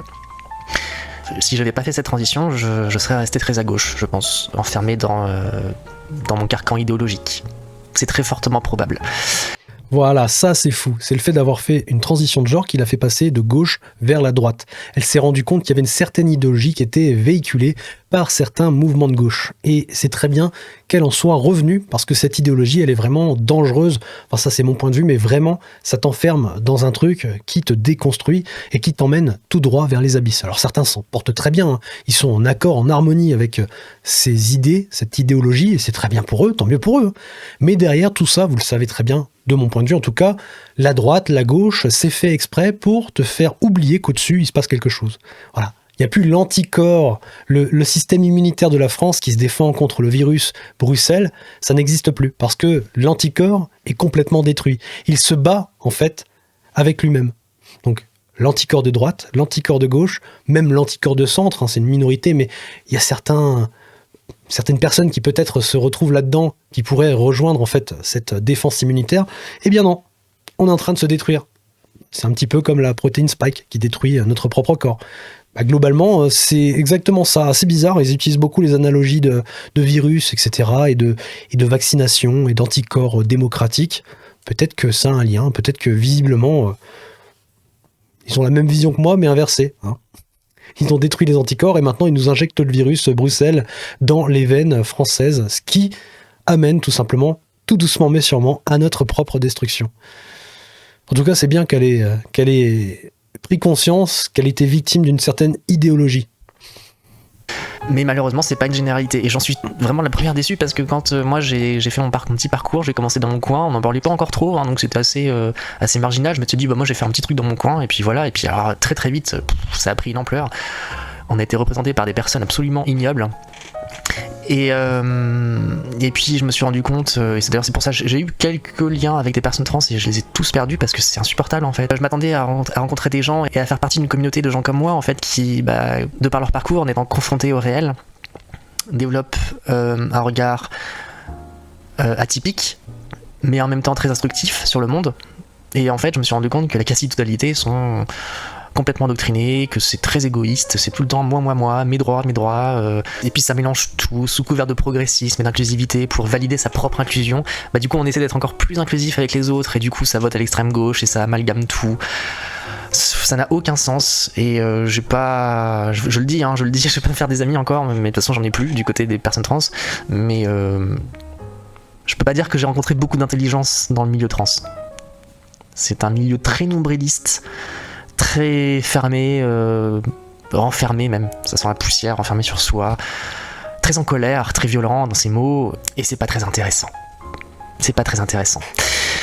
Et enfin, un dernier mot par rapport... Alors moi j'ai rien contre les gens de gauche, hein. C'est vraiment l'idéologie qui atteint en fait ces personnes qui me dérange, parce que je sais très bien que nous sommes la moyenne des personnes que nous fréquentons.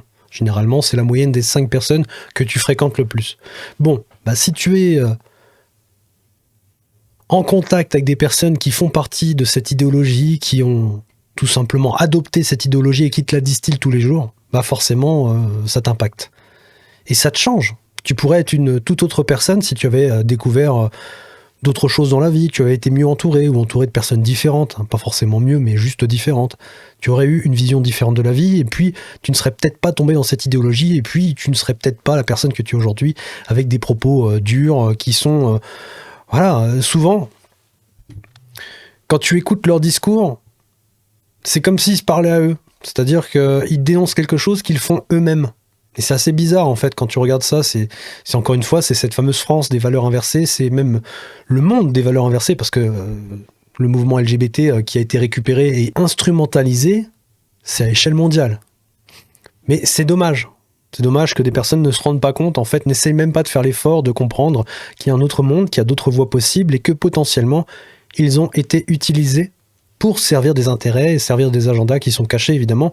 On va pas te dire qu'on va déconstruire la France, on va pas te dire qu'on va la détruire, on va pas te dire qu'on va fédérer l'Union européenne de force, qu'on va même aller plus loin en la centralisant, qu'on va t'emmener à la guerre, etc., qu'on va te vacciner de force, qu'on va t'empêcher d'avoir des enfants parce que dans ta tête, on t'aura implanté le virus de la transition de genre, etc. Enfin, tu vois, ce genre de délire. Je trouve ça dommage. Après, chacun appartient à la mouvement ce qu'il veut, chacun pense ce qu'il veut, chacun fait ce qu'il veut de son corps. Voilà. Mais c'est dommage que certaines personnes, c'est ça qui est là où je veux emmener mon propos, c'est dommage, je trouve que certaines personnes ne prennent pas le recul nécessaire sur elles-mêmes et sur les personnes qui l'entourent, qui l'ont poussé à faire ça, pour comprendre qu'en fait, c'est peut-être pas ce qu'au fond cette personne, d'elle, de lui, ils ont envie de faire. Voilà, c'est un petit peu confus ce que je suis en train de dire. C'est vrai que c'est un terrain glissant dans lequel je suis en train de m'engouffrer, sachant que je ne maîtrise pas le sujet, mais globalement, je vous dis un petit peu ce que je pense. Voilà, faites-en ce que vous voulez, évidemment. En tout bien, tout honneur, il n'y a pas d'agressivité dans mes propos. Rapport à la natalité dont je parlais donc au début de la vidéo, parce que vous pourriez vous dire bah oui mais tu tiens ce discours là mais quand même t'as fait ta transition et puis du coup tu te sens pas un peu coupable de défendre le fait de faire des enfants et tout ça, de critiquer le fait que les LGBT puissent pas en faire alors que toi t'as fait ton parcours. Et ben je vous dirais que si je me sens un peu coupable effectivement, mais ça fait partie de l'honnêteté intellectuelle que j'essaie de faire sur cette chaîne depuis longtemps, depuis toujours quasiment. Je ne regrette absolument pas mon choix humain, personnel, parce que je suis beaucoup mieux comme ça. Mais par contre, paradoxalement, le fait que cette transition m'ait fait voir les choses différemment au niveau de la société, la politique, et au niveau aussi du patriotisme et de la civilisation, j'ai une amertume par rapport au fait que je ne ferai pas partie, c'est plus possible maintenant, je ne ferai pas partie de ceux qui vont, par leur sang, leur chair, apporter de nouveaux êtres, de nouvelles têtes blondes à ce monde, qui ne demanderont qu'à apprendre, arriver à avoir de grands projets, des rêves, et peupler la France et l'aider à en faire un beau pays. Alors là, j'ai une question à adresser à Doté Belmont, parce que je pense qu'elle va regarder cette vidéo. J'aimerais savoir si cette transition, parce que tu dis que tu as des regrets, etc., par rapport à plein de choses, je ne vais pas tous reciter, mais tu dis que tu as des regrets. Du coup, tu as des regrets par rapport au fait de ne plus pouvoir procréer, ou au regret d'avoir fait cette transition de genre parce que tu étais de gauche. Enfin, c'est un petit peu bizarre comme question, mais de ce que j'ai compris, ton regard s'est éveillé après avoir fait cette transition, donc tu es passé de gauche vers la droite, et que du coup, tu as un certain nombre de regrets depuis. Et du coup, j'aimerais savoir si ça a un rapport avec le fait que tu appartenais plus à la gauche avant ta transition qu'après celle-ci. C'est un petit peu bizarre comme question, mais n'hésite pas à la reposer à ChatGPT pour mieux la reformuler, histoire de pouvoir mieux me répondre. Voilà, c'est un peu bizarre, mais est-ce que ça joue ? Est-ce que cette idéologie a joué dans ton choix de faire cette transition ? Ou est-ce que même sans l'idéologie de toi-même, comme tu te sentais femme à l'intérieur, tu l'aurais fait ? Ou est-ce que c'est vraiment cette idéologie qui t'a poussé à le faire, qui t'a convaincu de le faire et qui maintenant te fait peut-être regretter certains points, notamment celui de ne pas pouvoir avoir donné la vie avant de le faire, peut-être ? Voilà, fais ce que tu veux de ces questions, mais j'espère que tu y répondras dans l'espace des commentaires, ça serait intéressant, je pense, pour tout le monde. De toute façon, vous le savez très bien que je suis une personne très amère, mais à partir du moment où on choisit le bon sens, de toute façon, on choisit le camp de l'amertume et de la solitude. Parce que, en tout cas dans cette société, parce que c'est une société qui vend du rêve, de l'image, il faut surtout pas casser le narratif, casser le rêve. Mais moi, vous commencez à me connaître depuis 5 ans, vous connaissez mes influences, c'est l'honnêteté intellectuelle, j'essaye au maximum. Donc je ne peux pas vous vendre du rêve juste pour m'auto-satisfaire moi, pour me consoler, me rassurer moi, je vais pas faire les mêmes erreurs que ma communauté. Non, je vais rester honnête. Voilà, moi j'ai fait mon parcours, je suis beaucoup mieux moi, très égoïstement, je suis beaucoup mieux moi maintenant. Mais par contre, au niveau civilisationnel, politique, oui, je me sens coupable de par mon parcours, de ne pas pouvoir aider, en fait. Voilà. Tout ce que je peux faire maintenant, c'est, si un jour j'ai les moyens, et si je m'en sens digne, parce que même si je pouvais encore procréer, j'attendrais d'être de me sentir digne d'être parent, de pouvoir vraiment mériter de produire un enfant et que lui mérite d'avoir mon amour, mes enseignements. Là c'est pareil pour donc l'adoption. Si un jour je me sens digne, voilà, de porter un petit être et de l'aider à, voilà, à faire son chemin dans la vie, peut-être l'adoption, voilà, ce sera ma contribution. Donc voilà. Mais j'y reviendrai peut-être dans une vidéo, donc, parce que là j'ai fait une grosse parenthèse encore, j'y reviendrai peut-être dans une vidéo qui reviendra sur mon parcours, mais d'une manière totalement différente de ce que j'avais fait il y a 5 ans quand j'étais ultra émotive et tout, et voilà, c'était très très fleur bleue et tout ça. Non, là je voudrais quelque chose de cadré, remettre un peu les choses dans leur contexte, avec le recul. Je pense. C'est dommage parce que, comme elle le dit, elle a supprimé toutes ces vidéos de la transition. Genre comment elle était avant, pendant et un petit peu après. Toutes ces vidéos-là ont été supprimées. C'est dommage parce que j'aurais bien voulu voir cette évolution. Parce qu'il y a eu visiblement une élévation de la conscience. Et donc l'honnêteté intellectuelle qui arrivait, etc. L'émulsion intellectuelle. Enfin bref, il y a plein de choses qui se sont passées. Dans tous les cas, je pense que ça répond un petit peu à ma question d'avant. Elle se sent mieux maintenant après avoir fait la transition. C'est vraiment le côté idéologique gauche qui m'intéresse. Est-ce que ça a joué dedans ou pas? Et est-ce que par rapport à ça, il y a des regrets ou pas? Par rapport à ce qu'on lui a mis dans la tête? Ça, c'est une question intéressante. Mais en tous les cas, ouais, c'est pas mal de vouloir adopter.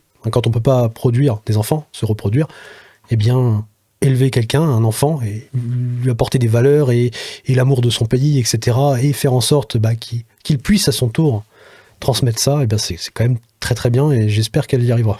Je pense que ça peut être intéressant. Voilà. Et pour conclure et pour revenir du coup sur le sujet initial de la vidéo, mais qui finalement, là je vois le temps d'enregistrement n'aura pas pris la majorité de la vidéo, j'ai plutôt parlé d'autres choses. Pour revenir du coup sur l'Europe et puis son test, voilà, pour voir un petit peu où en sont les pays européens sur le fait d'autoriser les très jeunes enfants à se genrer comme ils veulent, ça n'a strictement aucun sens.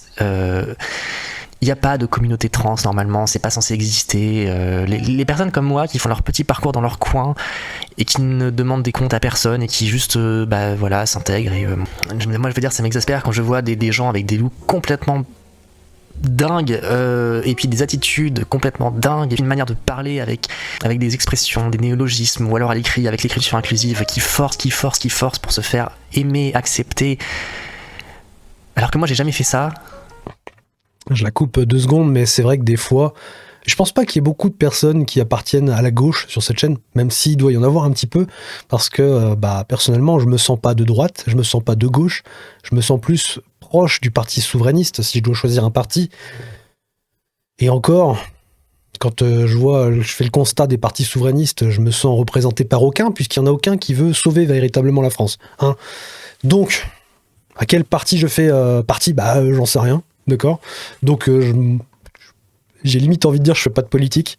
J'essaie juste de faire comprendre aux gens qu'il y a un truc vraiment très grave qui se prépare et que ça nous dépasse tous et que ça dépasse largement la droite et la gauche. Mais pour tous ceux qui s'identifient à la gauche, c'est vrai qu'il y en a une paire. Je dis pas tous, je fais pas de la généralité, je suis pas en train de faire un amalgame. Il y en a quelques-uns quand même qui sont atypiques. Le wokisme, il a fait quand même, il a fait des ravages. Quand je vois certains phénomènes sur X, je me dis oui, quand même, on peut vraiment modifier à ce point-là le cerveau, c'est quand même chaud. Hein. Je suis désolé, je veux pas. Peut-être que parmi vous, il y en a qui sont parmi cette mouvance-là. Très sincèrement, vous faites ce que vous voulez, mais je me dis que quand même, il faut y aller fort pour en arriver là. Voilà. J'ai juste fait mon parcours tranquillement. Voilà, je m'intègre complètement, je suis poli avec les gens, je cherche pas à m'imposer. Et figurez-vous que personne ne m'emmerde. Personne. Des gens que je croise dans la rue, des commerçants et tout, ça m'est de temps en temps arrivé peut-être d'avoir un regard un peu surpris et tout, mais personne n'est venu m'emmerder en fait, me faire la leçon ou me dire un mot désagréable. À part le vendeur d'une supérette dont je parlais dans une vidéo complètement éplorée en 2020 et que j'ai supprimé parce que c'était une image de faiblesse dans laquelle je ne me reconnais absolument plus aujourd'hui. Et ce vendeur, il était musulman. Voilà, donc lui par contre il a exprimé en fait son dégoût de ma personne et il me l'a dit. Donc vous voyez encore un truc que j'ai appris et plutôt que de me dire ah non pas d'amalgame, en fait juste c'est du bon sens quoi, tu regroupes avec l'idéologie de ces gens et tout ça et voilà, ça match. Je vois pas en fait l'intérêt de découper les pièces du puzzle pour que ça rentre à tout prix et jusqu'à ce que ça fasse une image qui ne ressemble plus à rien alors que les pièces elles sont là, il suffit juste de les mettre. Voilà, tu les mets, c'est le bon sens. Et après, t'as le puzzle et t'as l'image propre, claire, limpide. c'est là, je veux dire, quel est l'intérêt de perdre du temps, de l'énergie à se contorsionner le cerveau pour essayer de trouver des excuses, des explications, alors que tout est là, tout est clair, tout est limpide. Mais bref, je sens le feu monter en moi tellement ma communauté me révulse, tellement il et elles sont insupportables. Voilà, bon. Mais c'est d'ailleurs assez révélateur, hein. Je pense que beaucoup d'élus, même des LFistes, hein, ne tiendraient pas 10 minutes à côté d'une personne trans telle que celle qu'ils défendent. Ils seraient très vite gênés, embarrassés, voilà. Je la connais, la petite moue comme ça, un peu pincée, genre le sourire poli, mais en fait, dans le fond, c'est genre, ah, tu m'énerves, t'es vraiment trop bizarre. Je pense, je suis quasiment sûr que même ces gens-là, en fait, au fond, n'aiment pas spécialement les personnes trans et être en leur contact. Donc tout ça, c'est une vaste blague, une grosse hypocrisie. Et est-ce que ces élus-là qui sont censés vous représenter, ils aiment les gens, ils aiment la vie, ils aiment le pays? Ça, c'est une question que je vous pose à vous dans les commentaires. Dites-moi s'ils les aiment, s'ils aiment les personnes qu'ils représentent ou même le pays. J'ai l'impression que la seule chose qu'ils aiment, c'est l'argent et leurs petits avantages et le fait que, voilà, leur statut leur confère un certain niveau de pouvoir. Le reste, ils en ont rien à faire. Ils seraient capables de tout et de rien pour rester à leur poste de manière indéfinie et gagner toujours plus d'argent et utiliser les moyens publics à des fins personnelles en détournant à certains intérêts, etc. Ça emmerde tout le monde et c'est majoritairement, et là du coup je suis pas du genre à critiquer les réseaux sociaux, mais par contre les réseaux sociaux ont fait énormément de mal à ma cause, on va dire, celle de ne pas en avoir. En fait, ma cause, c'est celle de ne pas en avoir, c'est juste d'être dans ma petite vie, d'emmerder personne, voilà. Voilà. C'est que les réseaux sociaux ont complètement embrigadé en fait des jeunes qui du coup s'inventent tout un tas de trucs, qui du coup ont des problèmes comme tous les jeunes, tous les ados, et comme la société entière très très vite a switché et a fait en sorte que être trans c'est génial, c'est glorieux. Tu dis que t'es trans, ah c'est génial.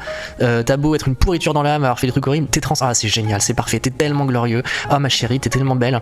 Que du coup c'est une voie de garage en fait pour tout un tas de problèmes psychologiques. Et c'est parfait quand t'es ado, que t'es mal dans ta peau. On te vend un statut social qui te permet d'avoir tous les droits, d'être respecté, tout ça, d'être porté au nu, alors que t'as rien fait de ta vie, mais juste tu te genres pas comme les autres. C'est parfait. Et les réseaux sociaux avec les boucles en fait, les boucles communautaires, que ce soit en public ou en privé sur Discord et tout ça. Voilà, ça crée des petits cocons en fait bien confortables, hein, et ça endoctrine, ça rentre dans la tête. Les enfants, ce sont des éponges. On ne le répétera jamais assez. Je ne le répéterai jamais assez. Un enfant est une éponge. Tu peux pas te fier à ce que te dit un enfant. C'est pas possible en fait. Pas possible. Moi, j'ai commencé à sentir mon trouble. Le plus vieux souvenir que j'ai, c'est à mes 3 ans. Mais il n'empêche que j'ai quand même fait ma vie pendant 25 ans. Après ça, enfin 5, 4, 3, 2, pendant 22 ans après ça. Donc j'ai eu des expériences en tant que garçon. Je vous renvoie à ma vidéo sur mon expérience similaire à celle de Macron. Voilà, bah, j'ai vécu ça en tant que garçon, ça m'a appris plein de choses sur la vie, voilà, et c'était génial. Et puis d'autres choses sur l'amitié, sur les arts, des choses que j'ai vécues en tant que garçon, et c'était fascinant. Et voilà, à 25 ans, j'ai commencé mon parcours, mais voilà, j'avais du vécu, j'avais un bagage, j'ai eu le temps de mûrir la chose. Ça demande toute une vie, et vous voyez, pourtant j'avais eu le temps de mûrir la chose et j'ai fait ça bien, et je ne pense pas avoir mal tourné. Je fais pas partie des hystériques, je pense que ça va, je renvoie pas trop une mauvaise image de la communauté trans. Et même comme ça, bah vous voyez, 5 ans plus tard, je vous le dis, j'ai encore changé d'avis sur certaines choses. Et par exemple sur le fait de ne pas pouvoir être une citoyenne qui aide son pays à se repeupler et à élever un enfant. Et même si je regrette pas mon choix purement humainement, égoïstement, bah avec cette conscience, on va dire entre gros guillemets patriote que j'ai développée, bah j'ai une amertume. Mais après c'est aussi un peu l'histoire de la vie, hein. C'est des choix, des succès, des échecs. Qu'est-ce que vous voulez que je vous dise ? Ça demande une certaine hauteur d'esprit que je considère avoir en partie, et qu'il est possible d'avoir dans une société saine. Et si on a évolué de manière saine, comme c'est plutôt mon cas. Mais c'est vrai que dans l'espèce de folie avec des jeunes qui passent leur temps à parler en fait avec des gens de la communauté LGBT, même des personnes homosexuelles, je comprends pourquoi il y a tout un mouvement LGB sans le T, donc seulement les gays mais plus les trans, donc retirer le T du logo LGBT. parce qu'il y a des enfants homosexuels, garçons comme filles, bah, qui en fait sont très rapidement orientés vers une transition. Voilà. C'est quand même dingue ce truc, c'est que limite t'as plus le droit d'être gay en fait, il faut être trans. Si t'es un garçon qui aime les garçons, c'est peut-être qu'en fait au fond de toi t'es une femme, tu devrais peut-être transitionner. Et ça arrive parfois sur certaines vidéos quand on voit une fille un peu masculine, ou surtout, mais c'est surtout dans le sens un mec un peu féminin. T'as des commentaires, mais tu sais, légers avec les petits smileys qui disent oh là là, disons toi quand tu vas découvrir que t'es trans, tu vas être fabuleuse. C'est quand même dingue, non? Même les gays ont plus le droit d'être gays en fait. Et un mec. J'avais pas fait le rapprochement dans ce sens-là, mais c'est vrai, c'est fou. C'est fou. T'es gay, bah change de sexe. Et tout va bien en fait dans cette société, mais tout va bien. Et c'est pour ça qu'il fallait absolument un point de vue extérieur qui soit intérieur à ce mouvement-là et qui ait compris en fait tous les rouages pour pouvoir faire une vidéo dessus. Parce que ça, c'est un truc que j'aurais même pas... ça aurait pas tiqué là-dedans. Mais c'est vrai que c'est fou. T'es gay, change de sexe. Mais tout va bien en fait. La vie est folle. Mec n'a même pas le droit d'être efféminé. Comme je le disais encore une fois dans ma dernière grosse vidéo sur la transition, la vraie diversité, c'est la diversité des hommes et des femmes. T'as pas besoin d'être non-binaire en fait. T'as le droit d'être un mec efféminé. Et de quand même être un mec, et même carrément d'être un mec un peu efféminé, mais qui aime les filles. Ou des filles un peu masculines, mais qui aiment les garçons. Il y a le droit en fait, vous êtes pas obligé d'être gay, trans. Vous avez le droit en fait, vous avez pas besoin d'être non-binaire non plus. Enfin, en voulant inclure dans la communauté LGBT les gens qui étaient juste un peu différents, en fait on les a juste mis dans des cases. On a détruit la diversité de l'homme viril, l'homme plus sensible et tout ça, en voulant à tout prix faire parler du mouvement LGBT et faire rentrer tout le monde dedans, tous les gens qui étaient un peu différents dedans, jusqu'à créer le truc de la non-binarité pour trouver une case en fait pour les gens qui ne font pas de parcours de transition mais qui ont une sensibilité alors qu'ils sont des garçons ou une virilité lorsqu'ils sont des femmes. En fait on a détruit la diversité, la vraie, celle des hommes et des femmes. Point. C'est ça qui était beau. Alors que là on a juste créé des cases. Je vois vraiment pas l'intérêt, c'est vraiment pas intéressant. Et c'est ça en fait, on s'en fout en fait des raisons pour lesquelles l'Europe voudrait faire ça. On s'en fout que ce soit par électoralisme ou par idéologie ou pour la dépopulation. Dans tous les cas, ça n'a aucun sens, ça n'a aucun intérêt. Voilà. On s'en fout pas, parce que c'est important de saisir le sujet, mais effectivement, oui, dans le sens où elle le dit, c'est vrai qu'on s'en fout, ça n'a aucun intérêt. C'est débile. C'est juste mettre des étiquettes, mettre des cases sur la tête des gens, et ensuite s'en servir pour faire avancer des agendas. Et faire du fric au passage, hein, parce que comme je vous l'ai dit, ça rapporte énormément de fric. Quand tu convertis quelqu'un, tu le transformes en fait en produit de l'industrie du médicament. Et là, ça brasse. Ça brasse. On s'en fout, hein, même psychologiquement. Hein. Quand tu es détruit psychologiquement et que du coup tu vas voir le psy, pareil, ça rapporte aussi de l'argent. Le psy te prescrit des médicaments, etc. Tu vois, le processus. Derrière ça, tu développes des maladies parce que tu bouffes des médicaments. Voilà, c'est des cocktails intérieurs, hein, c'est pas bon. Et au final, tu développes des pathologies. Hop, traitement derrière, jusqu'à ta mort. Comme ça, tu enchaînes, et tu finis par crever de cette industrie du médicament. Et ça commence dès la naissance. Parce que dès la naissance, tu te prends un shot, enfin, tu t'en prends même plusieurs, pic dans les doyettes, là. Et puis ensuite, on va te siphonner le cerveau pour te transformer en produit de l'industrie du médicament, jusqu'à ce que tu crèves. Et si tu ne supportes pas ce monde, eh bien, tu auras bientôt la voix du bon, là, t'as une maladie chronique, t'es pas bien dans ta tête, si tu veux, on peut t'aider à en finir. Voilà. On a une loi euthanasie, vas-y, fais-toi plaisir, saute, hein. Enfin, saute pas, on va t'aider.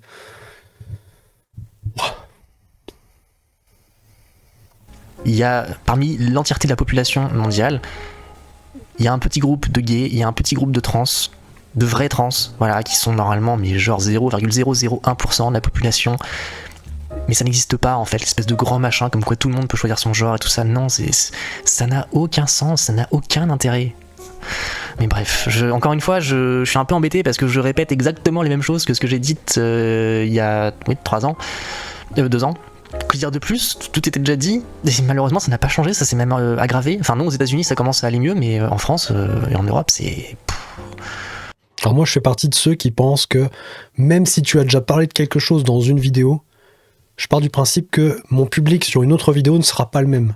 Parce que généralement une personne va regarder une, deux, 3 vidéos, puis après elle va passer à un autre créateur de contenu, et elle reviendra peut-être plus tard sur ta chaîne, mais elle ne consommera pas en fait le contenu qui va sortir régulièrement. Alors il y en a quelques-uns, et je vous remercie vraiment du fond du cœur pour tous ceux qui sont là quotidiennement, qui regardent toutes mes vidéos, qui les regardent jusqu'au bout, qui mettent des cœurs, des commentaires, etc. Franchement, c'est incroyable, merci à vous. C'est grâce à vous que cette chaîne elle décolle. Mais sinon, pour la plupart, eh bien on s'abonne et puis on oublie la chaîne. C'est pareil pour moi et pour n'importe qui. D'ailleurs, c'est un petit peu dû au fait que l'algorithme va voir ce que vous regardez le plus dans un instant T et va vous proposer des contenus similaires. Même si vous aimez beaucoup un certain type de contenu, comme vous avez consommé plein de petits contenus intéressants pour vous sur un instant T, eh bien il va occulter le fait que vous aimez ce type de contenu. Donc hop, ça dégage et c'est remplacé. Et puis de temps en temps, hop, il va revenir comme ça. Vous allez dire ah ouais, j'adore trop ça, ça fait longtemps que j'ai pas regardé. Il va vous le reproposer un petit peu et puis hop, c'est fini. Mais je fais partie de ces personnes qui pensent que on ne le dit jamais assez. Parce que si on l'avait dit suffisamment, on n'en serait pas là. On n'en serait pas là. Les gens seraient éveillés, les gens seraient dans la rue, les gens casseraient tout le système et les gens feraient tomber tous ces mondialistes mortifères qui veulent nous tuer. Donc, faut pas hésiter à répéter. Et surtout, si c'est une vidéo qui date de 3 ans, je pense que ta communauté, il y a 3 ans, elle est plus là. Clairement. Et donc, tu dois le faire pour toutes les personnes qui tomberaient sur tes vidéos. Alors, faut pas non plus tomber dans le « je répète tout le temps la même chose », mais faut pas hésiter non plus à remettre une information que tu as déjà dit 15 fois, ou 20 fois, 100 fois, parce qu'il y a des nouveaux qui, eux, apprennent, découvrent. Et il faut penser à eux aussi, parce que c'est souvent les endormis qu'on néglige. On a une communauté de personnes qui sont très éveillées, très averties sur le sujet, enfin, sur les sujets qu'on aborde. Et on oublie trop souvent qu'en fait, la cible, la vraie cible, c'est les personnes qui sont endormies. C'est celles-là qu'on veut aller chercher. On veut aller les chercher pour les réveiller. Parce que nous, on n'est pas suffisamment nombreux. Les éveillés ne sont pas suffisamment nombreux. Donc n'hésite pas, Doté, à répéter, et je t'invite vraiment à développer cette chaîne et à continuer à parler de ce que tu aimes, de cette transition, de ce qui se passe autour, de ta communauté, etc. Même si elle te fait honte, eh bien vas-y, dénonce-les. T'es pas d'accord avec eux, dénonce-les. Explique aux autres pourquoi ce système est mauvais. Je te dis pas non plus de leur cracher dessus, toujours dans le respect, de toute façon c'est ce que tu fais, mais vraiment dénoncer cette idéologie et ce système qui est en train de transformer des gens en souris de laboratoire et ensuite en médicaments. C'est des consommateurs. Et pour le coup, c'est l'hyperconsommation de médicaments, qui ne sont pas spécifiquement des médicaments qui vont te soigner. Ça va toujours aggraver ton niveau de dépendance à ces traitements. Par exemple, comme je vous ai dit tout à l'heure, tout ce qui touche au cerveau, la psyché, la psychologie, etc. Quand vous allez voir un psy, il va vous donner un traitement, et puis quand vous allez y retourner 2 mois après, c'est pas suffisant, il va vous remettre un truc plus puissant, et puis plus ça va aller, plus ça va être puissant, plus les cocktails vont être explosifs, plus ça va modifier quelque chose dans votre corps, plus ça va vous coûter cher, ça va coûter cher à la sécu, etc. Et puis à la fin, ça vous emmène au burn-out, et peut-être même à la fin de votre vie. Donc ouais, Doté, il faut y aller à fond la caisse, n'hésite pas, je sais qu'en ce moment ça va pas bien, tu m'as dit que ça allait pas très bien dans ta vie. Prends le temps, mais surtout quand tu reviens, dénonce ce système. Et je pense que n'importe qui regarde cette vidéo et qui est encore là actuellement, si vous avez des choses à dire, n'hésitez pas, mettez-le dans les commentaires, mettez que vous avez une chaîne dans votre espace des commentaires, et je ferai en sorte de faire de temps en temps des vidéos comme celle-ci pour faire monter des petites chaînes qui méritent d'être regardées, qui méritent que des gens s'y intéressent pour comprendre certaines mécaniques. Clairement, là, moi, j'ai pas les compétences pour parler de ça. Par contre, Doté, elle les a. Donc, il faut y aller. Il faut soutenir, il faut développer ce type de chaîne. Il faut surtout pas laisser l'algorithme l'invisibiliser. Ce qui est le cas actuellement. Voilà, la vidéo est-elle encore longue ? Non, quelques secondes. On va la terminer quand même. Il reste même pas une vingtaine de secondes. Et ensuite, on se dira au revoir, je pense. On va écouter ce qu'elle dit pour la fin. Fallait voir la cérémonie d'ouverture des JO, quoi. Mais quelle honte ! C'est quoi ce truc, quoi ? Ouais, moi, elle m'a traumatisé. La cérémonie des JO, c'est con parce que j'ai pas réussi à la télécharger en intégralité. Les fichiers étaient beaucoup trop lourds, mais il aurait fallu que je la garde. C'était épique. Et il y a beaucoup de plateformes qui ont supprimé les replays. C'est complètement fou, ça aussi. Mais ouais, ça montre la décadence du truc. Ça montre la volonté aussi du système à aller beaucoup plus loin. C'est une provocation du système. C'est une réécriture de l'histoire aussi. Rappelez-vous ce qu'ils ont fait avec la scène finale. Ils ont dit que c'était pas du tout ce qu'on pensait, qu'en fait c'était un autre tableau, etc. Alors qu'on l'a tous vu. On l'a tous reconnu. On a vu aussi tout ce blasphème, tout ce satanisme, etc. On l'a vu. Mais non, c'est de l'art, c'est ci, c'est ça. Voilà, 1984, on réécrit l'histoire en direct. Ils sont capables de tout, hein. C'est pour ça que je vous dis, je sais pas où vont amener ces lois, mais ce qui est sûr et certain, c'est que ça va pas nous emmener dans le bon sens. Quelle est la fierté là-dedans, en fait? Je comprends pas. Ah non, mais il n'y a pas de fierté, en fait. Là. Le président de la République et ses sbires, là, tous ceux qui gravitent autour, et tous ceux qui sont derrière lui, ce sont des gens qui aiment maltraiter les Français. Hein. Ils sont dans une politique de l'humiliation. Leur but, c'est de t'humilier. Voilà. Et ils le font au quotidien. Et je pense que la plupart des gens s'en rendent compte aujourd'hui. Hein. Vu le niveau d'impopularité du président, c'est quand même quelque chose. Mais je pense que les gens s'en rendent compte. Mais oui, ce type-là est dans la provocation et surtout dans l'humiliation permanente de la France et des Français. Donc ouais, ils ont pas d'honneur ni de... Ils s'en foutent en fait. Au contraire, ils y prennent du plaisir. C'est complètement absurde. C'est d'une vacuité intellectuelle abyssale. C'est que de l'image. Mais alors la pensée, le fond, l'élévation spirituelle, intellectuelle là-dedans, bon courage pour le trouver. Hein. Bon, sur ce, je vais vous laisser parce qu'en plus, la nuit tombe et je vais très bientôt être dans le noir total. On ne voit quasiment plus maintenant, donc il est temps que j'arrête. Voilà, c'était un petit peu long, un peu fastidieux, mais c'est des sujets très épineux et qui, de toute façon, n'ont tellement pas d'intérêt que très vite tu t'en rends en fait sur la vacuité de la chose, quoi. C'est du vent. Donc, que dire de plus? On se retrouve très vite pour des sujets beaucoup plus intéressants et beaucoup plus graves qui nous pendonnaient. Et d'abord un petit peu de rigolade amère encore une fois quand même avec le service public. Il faut vraiment que je vous fasse une vidéo sur ce que j'ai vu sur France Télévisions pendant la... France Télévisions. Bon, je vous laisserai regarder la fin, il reste pas longtemps. Globalement, elle nous dit au revoir et le programme bientôt sur sa chaîne. Je ne sais pas si elle va sortir sur sa chaîne principale d'OT Belmont ou sur d'OT de Normandie. Ça sera à voir dans les jours et semaines à venir. Mais globalement, effectivement, les services publics, c'est propagande à fond la caisse, il n'y a pas de problème. Bon, je pense qu'on va pouvoir se laisser là, hein. Je pense qu'on a fait le tour de pas mal de choses. Elle dit que le sujet n'est pas intéressant. Je trouve qu'il l'est, au contraire, parce que ça touche à la psychologie de ce qu'ils sont en train de faire, en fait, aux racines de notre pays. Hein. On a tendance à le sous-estimer,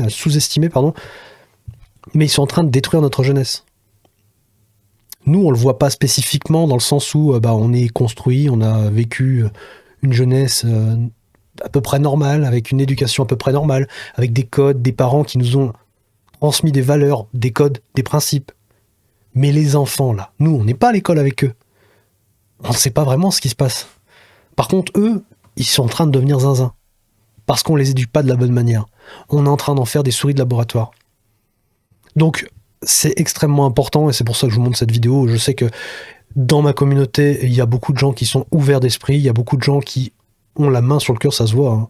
Quand je vois l'espace des commentaires, j'ai compris. Et je pense sincèrement que parmi vous, il y en a des qui seront intéressés par ce type de contenu, donc voilà, je vous les mets en avant.